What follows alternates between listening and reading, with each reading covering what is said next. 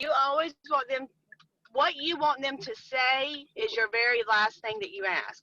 So you could say, I'm sure your wife is going to, I'm sure your wife would trust your opinion on this. You know, I have it on recording. I can, but you want to like puff them up. Like your wife wouldn't get mad at you for spending $1 a day to make sure that y'all are financially protected. God forbid cancer happens, right? Hmm. Oh no, she's good. Okay, well I'm gonna show you how we can help you. Okay, yeah. That's what I've been running into a lot, and I can tell that I've already been struggling on is the spouse objection. And Okay, sometimes I think the And spouse objection really is they're not quite sure. So using their spousal objection is an easy out because hmm it's making sense to them, but they might just need a little bit more information. hmm Definitely, I mean, once I start getting that, I stop. I mean, I'm like, you know what? Let's just find a time for us to get together. Um, I know you'd go home and try to do the best job possible to explain it, but can you imagine if you gave me a 10-minute overview on how to run, whatever they're doing? I probably wouldn't do a great job. I'd probably muck it up, even though I really tried. In all honesty, when someone goes home and tries to explain this, all the other person sees is the bill. They don't understand the important why. And if all this did was help get your family to the best care possible, for a lot of families like so and so and so and so, that just made sense. We don't have any long-term contracts. We can change anything at any time. hmm And honestly, lastly, the hardest part of my job is catching up with people before something happens. And the phone calls I hate the most are when someone waits. You leave, you guys get busy, and then something happens. And then I get that phone call that someone's gotten diagnosed with cancer, someone's passed away of a major heart attack, someone's had an accident. I don't take myself seriously, but I take my job seriously. So do me a favor and just think about, do your family a favor. If this makes sense, it's affordable, we can change it. Let's just go ahead and get this done. Okay. Chase, the other thing you can do if that doesn't work is throw the suggestion out of putting everything on your iPad that you need, but holding off submitting it for 2 days. Yeah. That one, hey, I would put that one thing I do is I put it on them to call me, because if you start chasing people around, they're not going to answer. So I'm hmm just, hey, you know what? We're here. Let's take 5 minutes, get everything I need. I'll hold this for 2 days. You'd have time to talk to your wife in the next 2 days for a few minutes about this. Yes, great. Well, tell you what, let's put everything we need on here just to do the best I can for your family. And if I don't hear from you in 2 days, I'll go ahead and send it. So please just let me know in 2 days if it doesn't work for you. Make sense? Yeah. Okay. Yeah. That makes a lot of sense. And Chase, I think the spousal objection is one of the hardest to get around. hmm And a lot of times it's just they don't quite understand, or they're just not quite there yet. So it's an easy out. Yeah. I've seen it as an easy out for majority of the time. Mhm. Well, and doing it's it the the way way that that you she ask. was just telling you to do it, you're gonna know if they really bought into the need yet. Because if hmm they've bought into the need and they believe that they need it, they'll go ahead and give you that information, and they really will want to talk to their spouse. If they don't believe in it enough yet to take it, they're not gonna give you that account information and stuff. They're gonna say, well, so that's how you know if they're really on board. They'll go ahead and give you that information, and they'll like Trish was saying, like, okay, yeah, let's go. I really believe that I do need this. Let me go ahead and give you this information, and then I'll talk to my wife or husband in the next couple of days. Okay. James, thank you. Absolutely. Because some families operate that way. I try to throw in, hey, if Mark came home and told me he did this without including me, I'd say, God bless you, thank you. But we don't want to make somebody uncomfortable at the end of the day. We want to make them comfortable. Yeah. We don't want to be that pushy used car salesman. hmm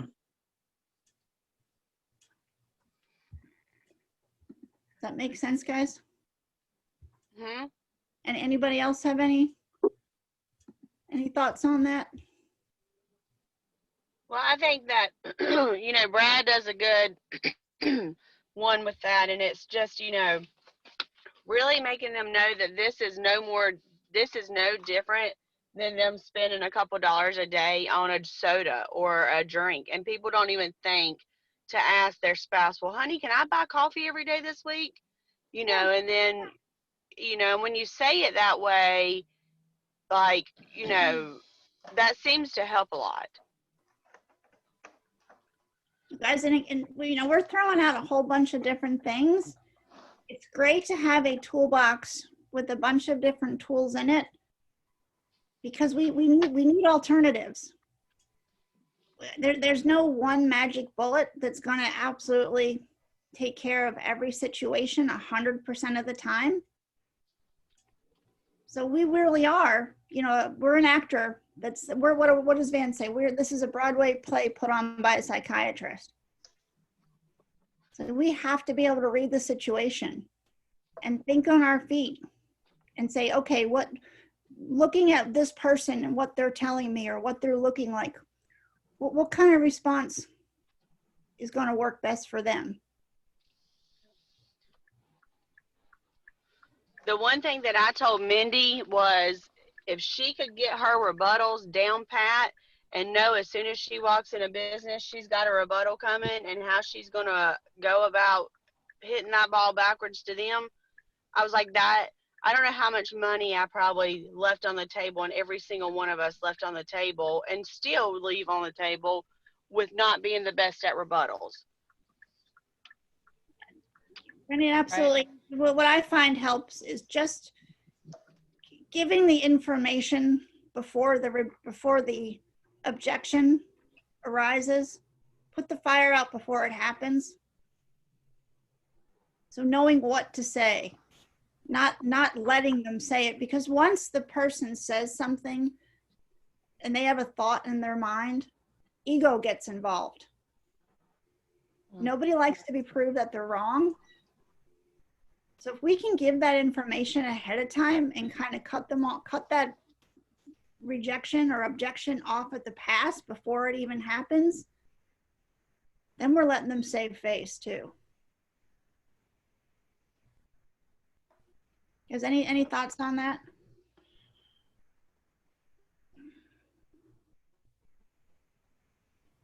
Guys, did I lose everybody? Any thoughts? Hey, Greg. I'm here. You're We're still here. You're still here? Okay.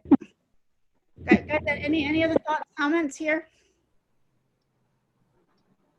I really like the idea of taking all the information, like you were saying. I haven't really done that, but that's a really good idea to just say, well, because that kind of puts the pressure on them. Because I've said to people before, like, well, if we can set up a meeting or even a phone call with your spouse, that would be great. Because let's be honest, people say, well, let me talk to my wife or husband about it. When you get home after a long day, you're not going to like, oh, I can't wait to tell you all about this insurance guy that stopped by. Let's sit down for an hour and talk this through. It just doesn't happen in reality ever. So, I like that idea of, but you know what, let's go ahead and take the information down. I'll have everything. Like you said, I'll go ahead and take the application, but I won't submit it for 2 days. I think that's a great idea. Mm-hmm. No, absolutely, because they don't. Everybody has good intentions, but we leave, they leave. You don't know what they're dealing with at work or when they get home. And I think the last thing we want is somebody to be the decision maker who doesn't have the information, who didn't get to sit with us, who hasn't been through the indirect cost page. Because I guarantee you, all they will see is the bill, and they won't break it down in their mind to $5 a day, whatever it is. They're going to see the total amount. And it is true. It's like Todd says, we're not buying a car, we're not buying a house, we're not buying a spouse. And what I find is people just blow this out of proportion, especially when you consider what it can do. And anything can be changed. It's not like a cell phone contract. So it's things like that. I had a young guy yesterday, in the gym, and he's like, and I was like, let me get you information, and he didn't have, and I believe he was the truth, but what are the, limitations and inclusions? I always read contracts. Well, and I'm like, of course, you work at the gym. I was like, you could cancel this anytime. So, Brand, it was funny you're having breaking a up, Brandy. tell me that, though. Breaking up, Brandy. Okay. Guys, I want to jump in about one thing about the cancel it at any time. That's absolutely true. But I always make sure they know that takes away the return of premium.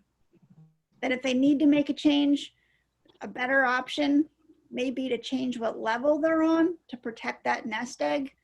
Because the last thing I want is you guys to get a call from them or from customer service saying that so-and-so said that you said if they cancel, they got all their money back.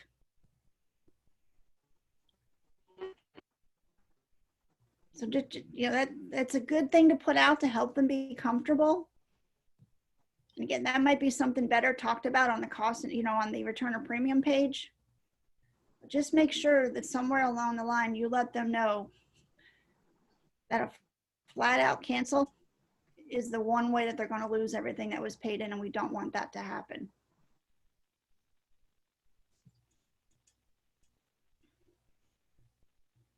Guys, any other thoughts?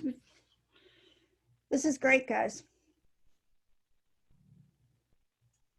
Everybody find that helpful? Yes. Yes. Yes. Yes. Okay.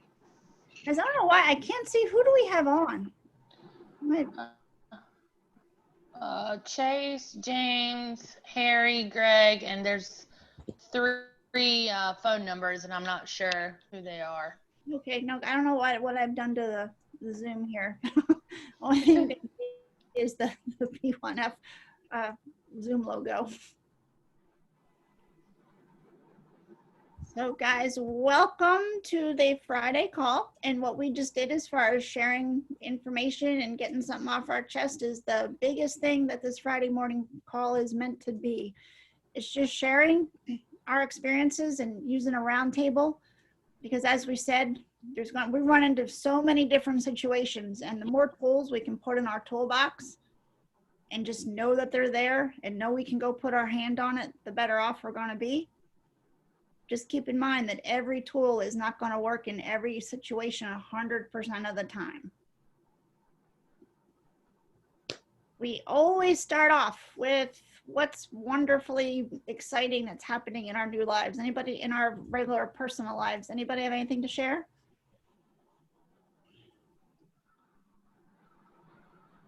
Anything exciting?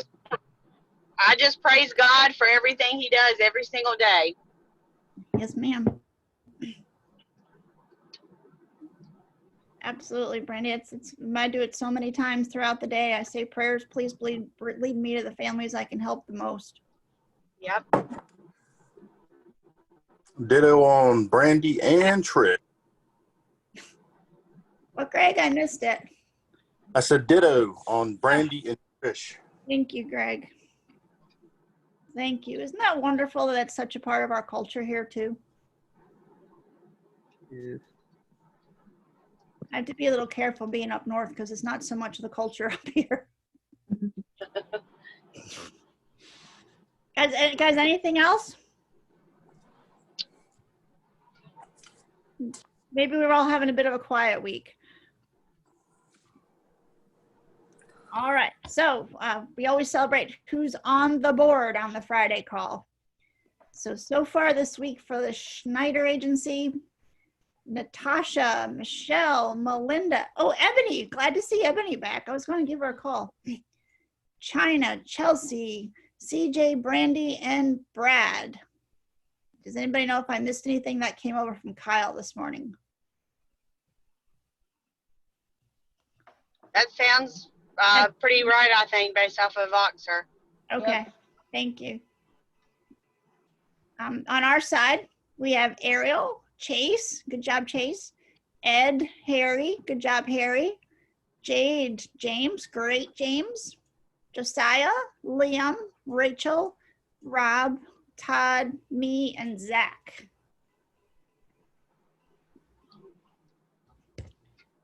So our theme today, and maybe it will continue on to the next couple of weeks, is dealing with common roadblocks to success.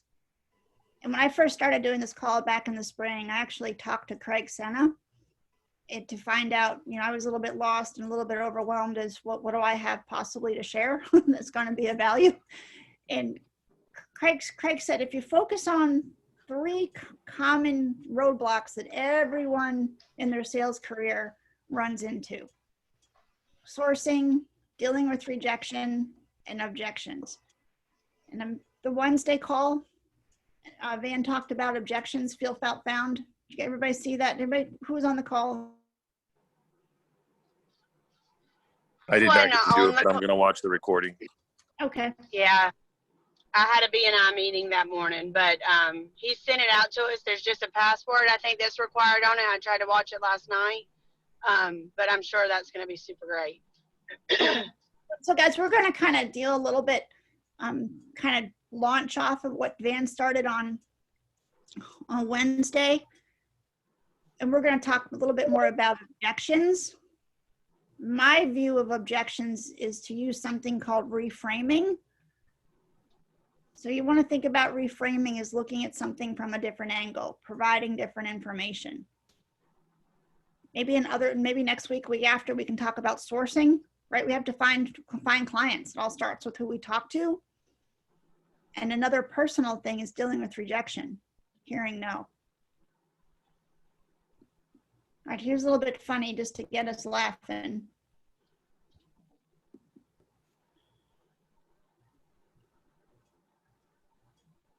We don't take no for an answer. Oh, yeah. We don't take no for an answer. We don't take no for an answer. We don't take no for an answer. No. Okie dokie. No. Gotcha. Thanks. Terrific. Thanks for your time. Let me say 80. Well then, I'd just like to add the spectrometer readout on the nickel cadmium alpha indicates a good rich strobe and fade, decreasing incidence of wear to the pressure plate. If you could just... Whoa, little fella, you're not speaking my language.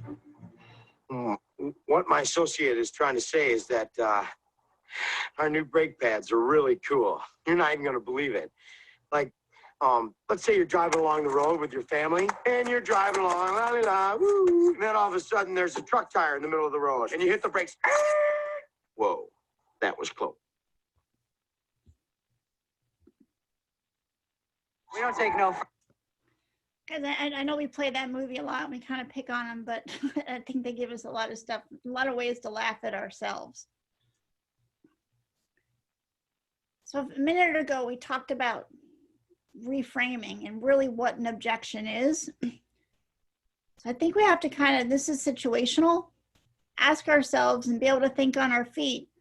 Is a no really a no? Or is it something else? It's usually something else. Give me more information. Right. Absolutely, Brandy. Thank you. So it's more of a concern. It's a way for the prospect to communicate, I see the value, but I'm not buying it because of X reason. So even when they bring up the spousal objection, right? I see the value, but I'm not buying it because I want to go home and talk to whoever.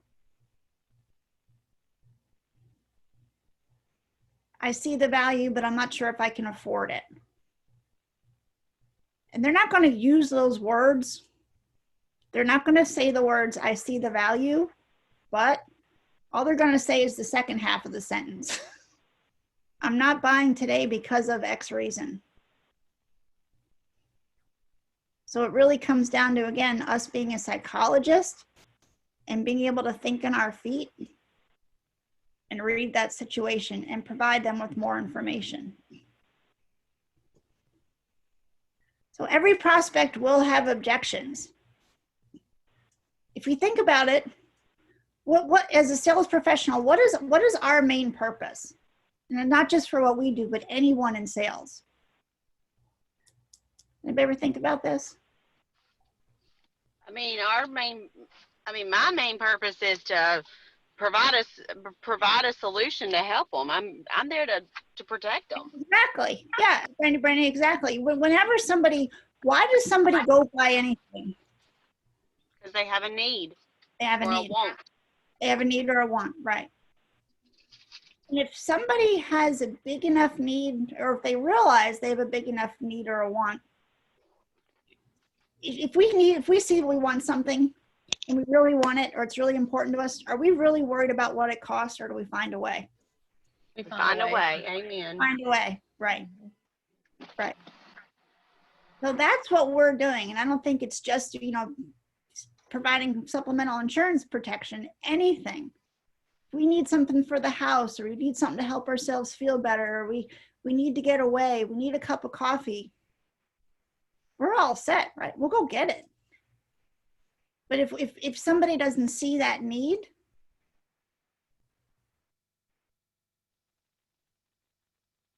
season here in Maine, that's not for me. So do you think I see the need to run off and drive 3 hours to go sit in the woods? Mm-mm. But to me, if I want to go sit on the beach, I'll get ourselves there. I don't care if we're shopping and something costs $3 in the store. If I don't see a need for it, I don't put it in the cart. So having reservations isn't necessarily a bad thing. We're giving them more information, because if they didn't have reservations about the solution we were offering, there's a good chance they would already have purchased a product from another competitor. If they've already seen before that they needed a cancer plan, do you think they would have waited for us to walk in the door?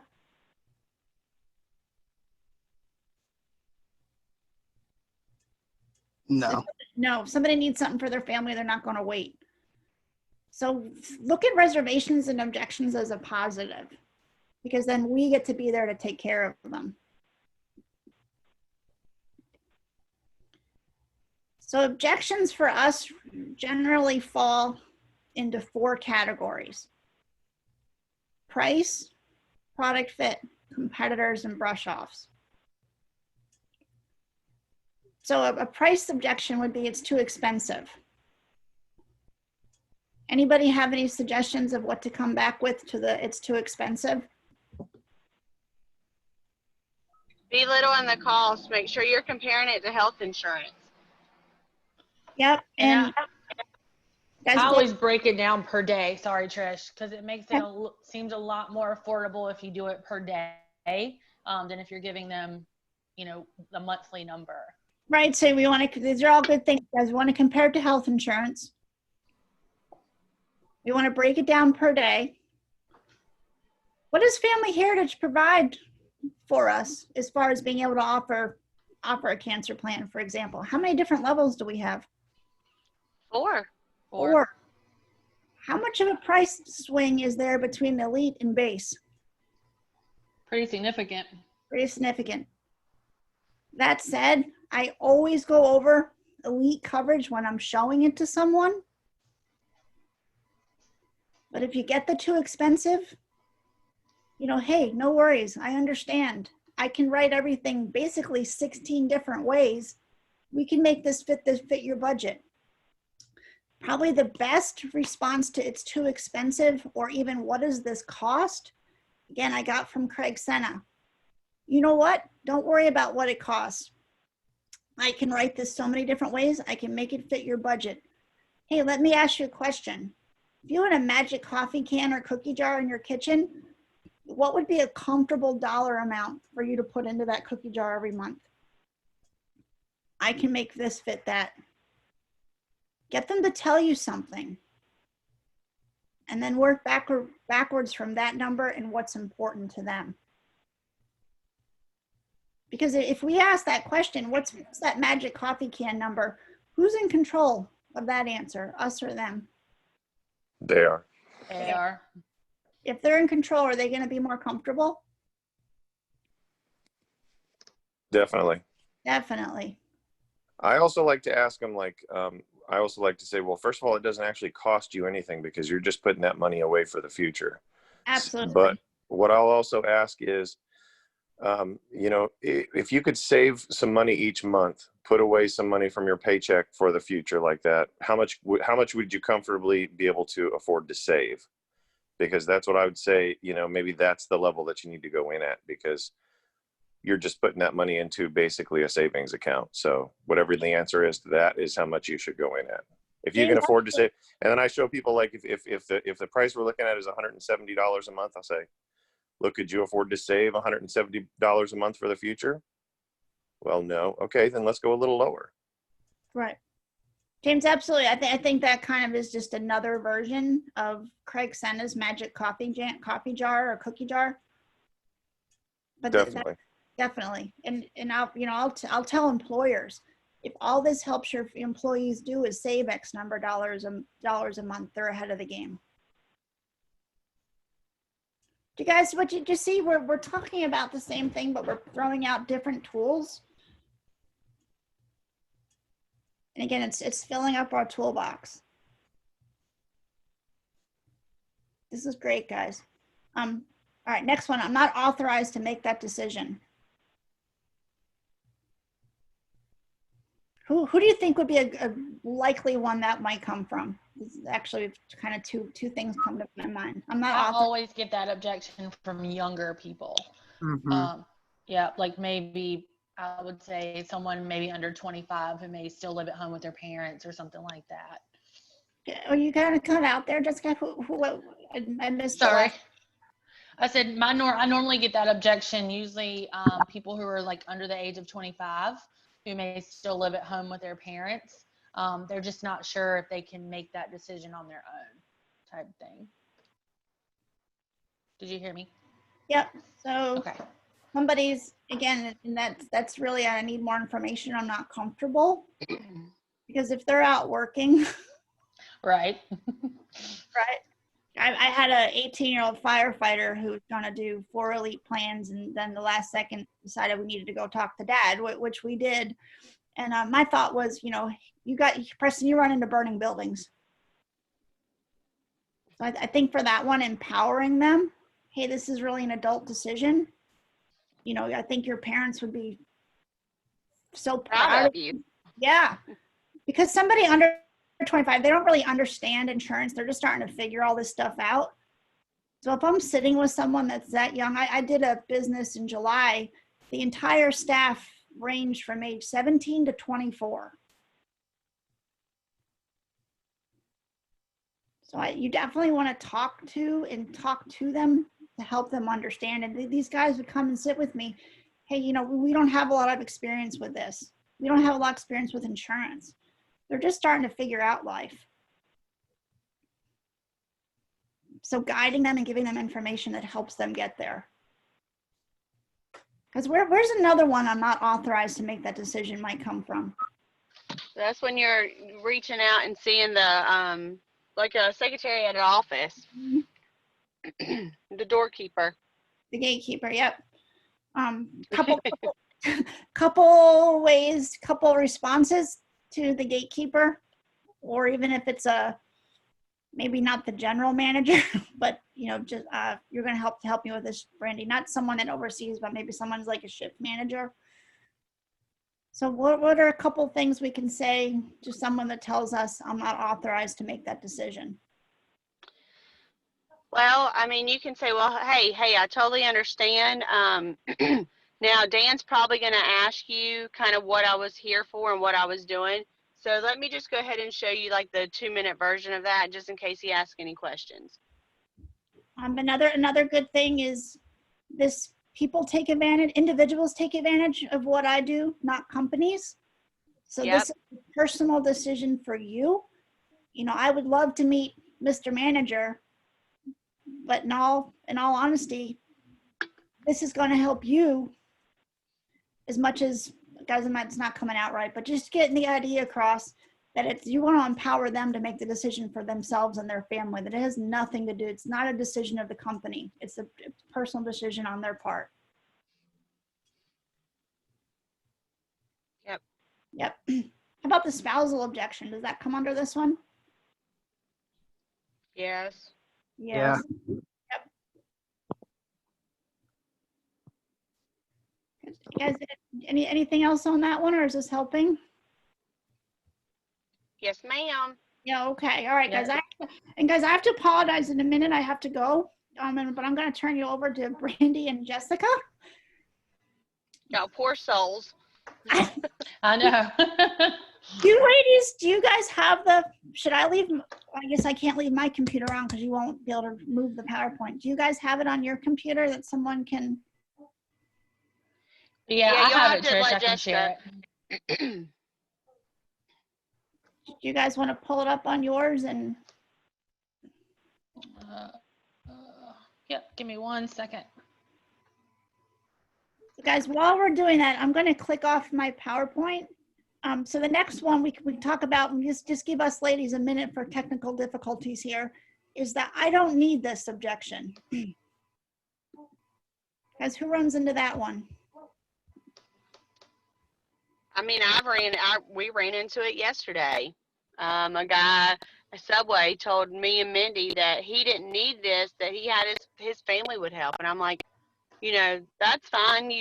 But there's only so much your family can help with. Now, I mean, and he was like, you know what, I'm not interested in anything. But, you know, I've had a young guy tell me that he was 22, that his family was too rich to afford this.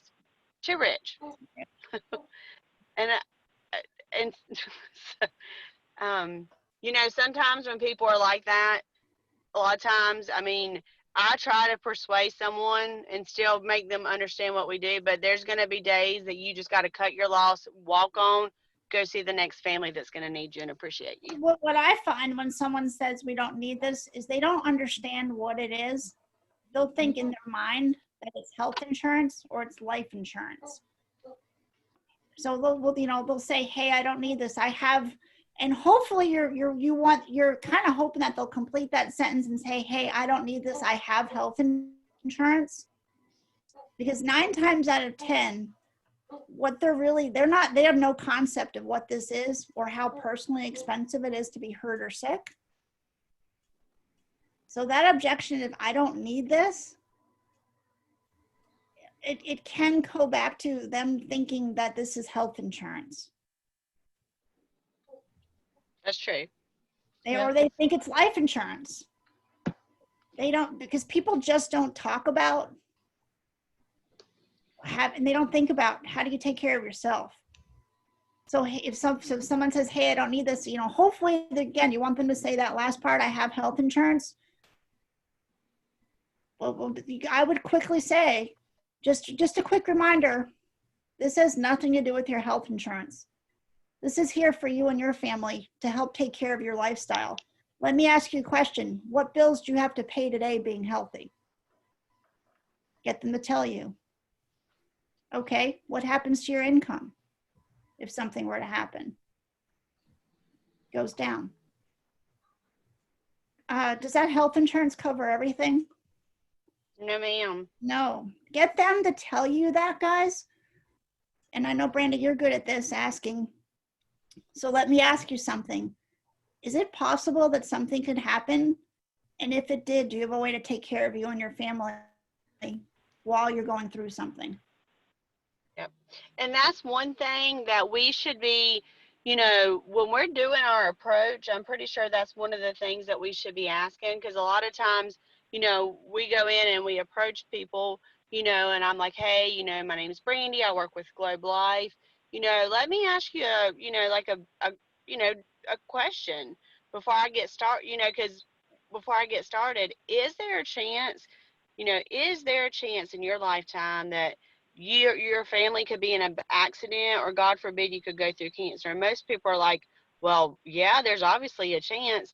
And if so, might you want some additional funds to help your family through that? And most people are like, well, yeah. And then boom, you're able to get a demo with them a lot quicker. Yep, Brandy, that's actually how I open my group presentations. I ask for a show of hands who's here, either themselves or someone close to them, has had to deal with cancer. How about a heart attack or stroke? Nobody's ever had an accident. So let me ask you, I'm not saying this right, guys, not coming across, so what I'm here for is to help make sure your family is all right as you're going through something. Absolutely, Brandy. All right, Jessica or Brandy, can somebody take over being the host on this? Absolutely. Can you see the screen? Yep. Oh, Jessica, I just make you. Jessica, what's your phone number? Because your name's not showing up. I'm logged into the Protect One family. You are. So are you? Yeah. Okay. So I see that's you. Let me see if I can make you the. Nope. So if you're already the co-host, you can already share. Right. Okay, cool. Yeah. Okay. I'm sometimes getting. Awesome. All right, guys. Just so you know, the record is already on too. All right, guys. I am going to turn you over to the very capable hands of Brandy and Jessica. Anybody needs me? Yay! Okay, guys, and thank you, ladies, for helping me go do my job. You're welcome. Go get some families protected. We'll see them bombs here in a little bit. And my Dunkin' app wouldn't work, so I have to go. I like it when I can order my donuts and walk in, but now I have to walk in and order them. If I arrive at this place with 3 dozen donuts and they tell me they forgot I was coming, something bad might happen to the 3 dozen donuts too. So they're gonna put 36 projectiles in my hand, right? All right, awesome. no. We're emotionally intelligent. So I will just smile and say, "Oh, no worries," and grit my teeth and do something with the donuts when I get back in the car. All right, guys. All right, you all have a blessed day. I'm here if you need me. Let me know if anybody has any requests for what to talk about in the coming weeks. Bye, y'all. Okay, thanks. Awesome. Thanks, Trish. Bye. All right, guys. I don't know if you can hear me. It's raining down here in Rock Hill, which means our internet is kind of in and out. I think that the fifth objection that we're kind of talking about now is, and I get this a lot, especially as we're walking into businesses, is I'm busy. So have any of you ever kind of ran into that as you're just kind of walking into each business? Yeah, I have. Yeah. Tell me about that. Is that Chase or Harry? I can't see who's talking. It's Chase. Okay, awesome. Well, tell me about that. How did that go?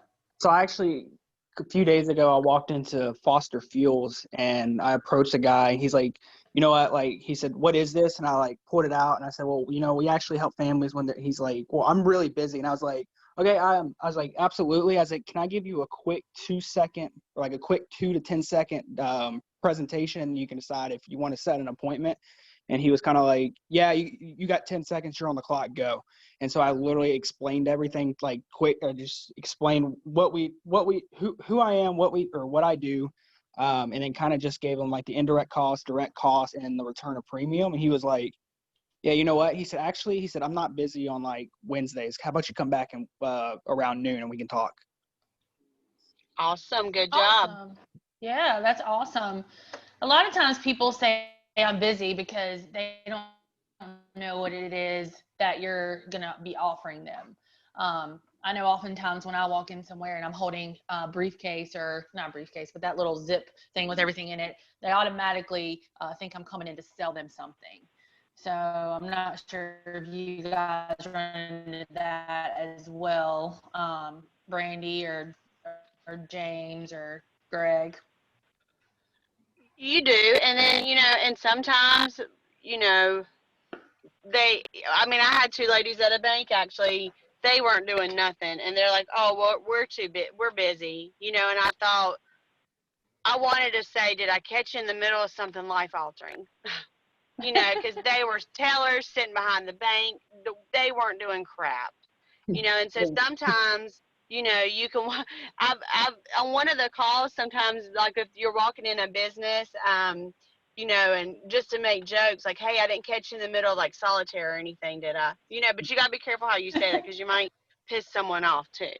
I think it was Van that told us he went and approached a lady, and she was like, oh, I'm busy, but he could see that she was playing solitaire on her computer, and So, yeah, people say that, but you know, a lot of times it's just that first. Well, like a way to think of it is, you know, like if you've ever worked in retail, you could walk up to someone and say, "Hey, can I help you with anything?" And they're like, "Well, no, I'm just looking."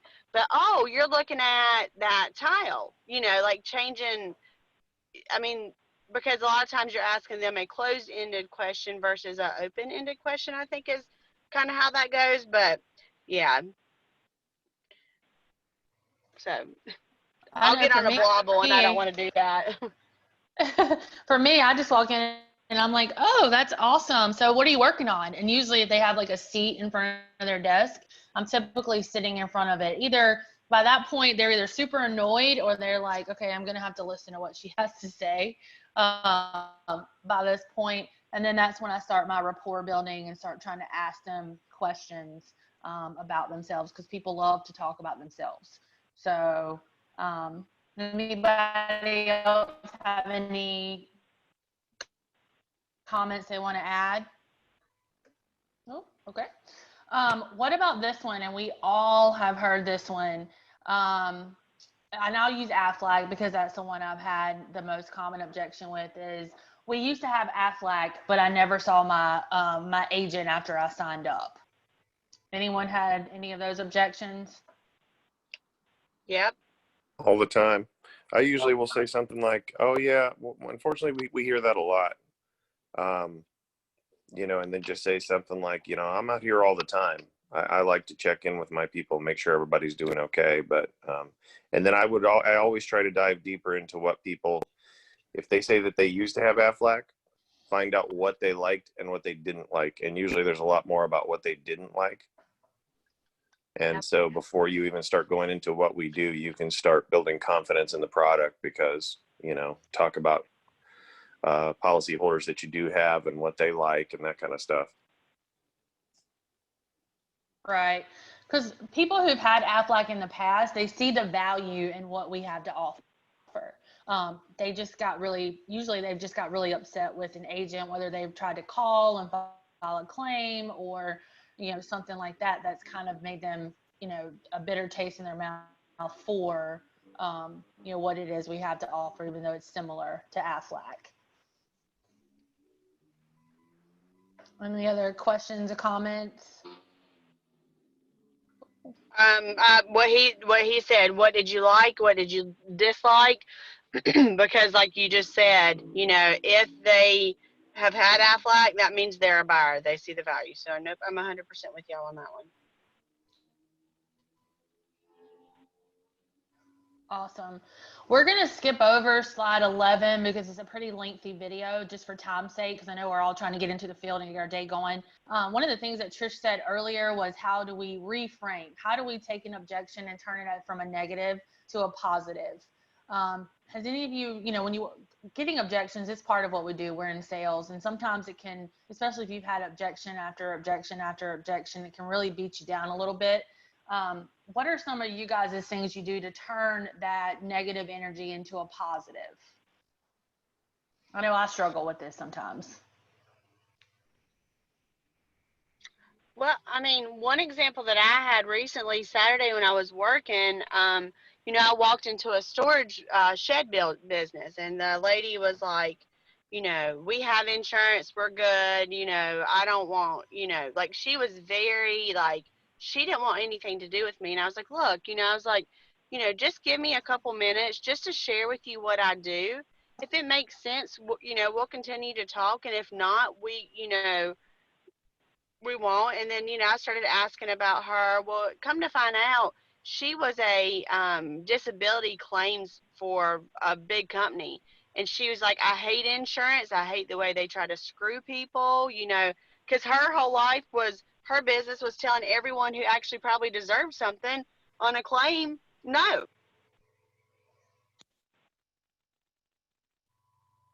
Talking to her, you know, so, you know, sometimes, you know, we just kind of have to put ourselves in their shoes, I guess, and kind of relate to where they're coming from.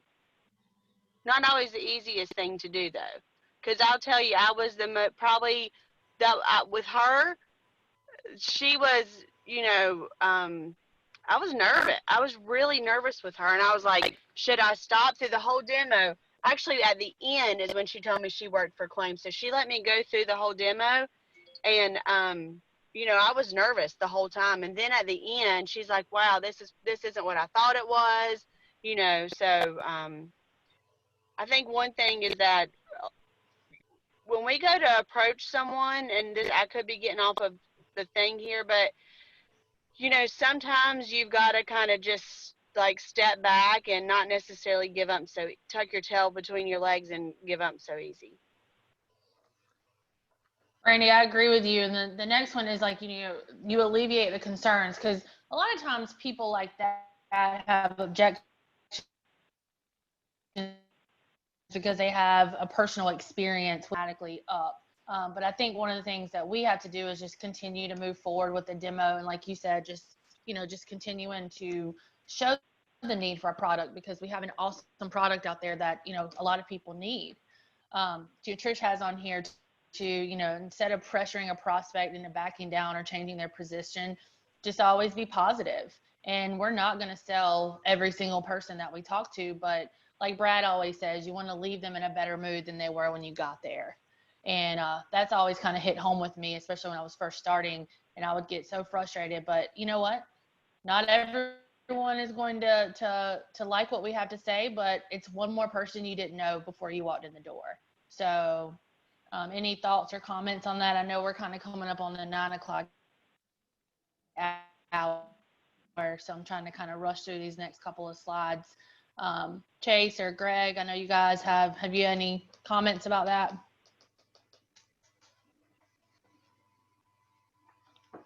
Okay, no worries.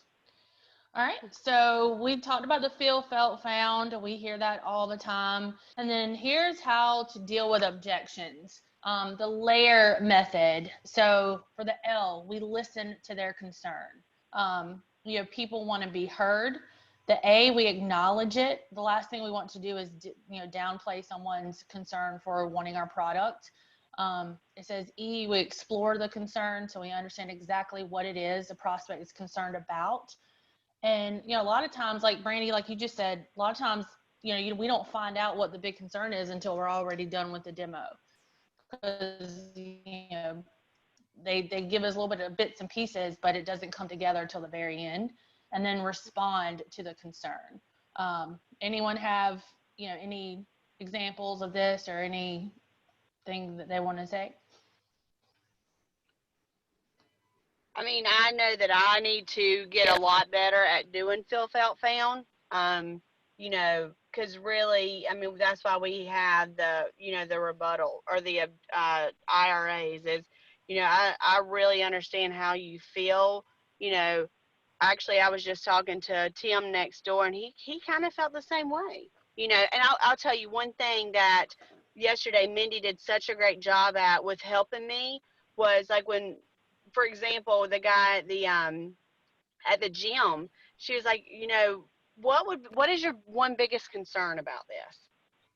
You know, asking them, what's your concern? Like, what is your concern that would keep you from getting yourself protected today? And then his was, I want to make sure there's no limitations and exclusion, you know, like all that. So I think it's okay to ask them, hey, what are you the most scared about, or what's your biggest concern? Let them tell you what that is, and then, you know, kind of help them through it. So, like, I mean, Mindy, it was great for her to, you know, I was doing the demo, but it was kind of great for her when I was trying to close it at the end, if I couldn't get it closed, her to kind of jump in and ask, you know, what's your biggest concern about that? So, I mean, I think that's really good, is to really ask them that question. Yeah, I like that, Brandy, because I know when I first started, I would just take that objection and say, okay, thanks, you know, thank you for your time, and walk out the door. But building that confidence and asking someone, you know, and like we've always learned, our job is to bring them to a yes or a no. Leaving someone at a maybe, you know, that's not, this is amazing, or no, I'm not interested. And I know when I first started, like I said, it was a lot easier to just say, yep, I don't want that. I'm not interested. That's too much money. You know, the rebuttal thing. I struggle with that sometimes as well. So some of the newer agents, I'm not sure if you're kind of feeling that when you're going, you know, into businesses or not. I think we've all felt it at some point. Yeah, and I'm just what I've noticed. I mean, I've been in the field now for a week, and there's some times where I would do great on this demo, like because Brian's working with me yesterday and today, and he was like, "Well, Chase, like you did the buying atmosphere great on the last demo, and this demo you kind of like skipped over it."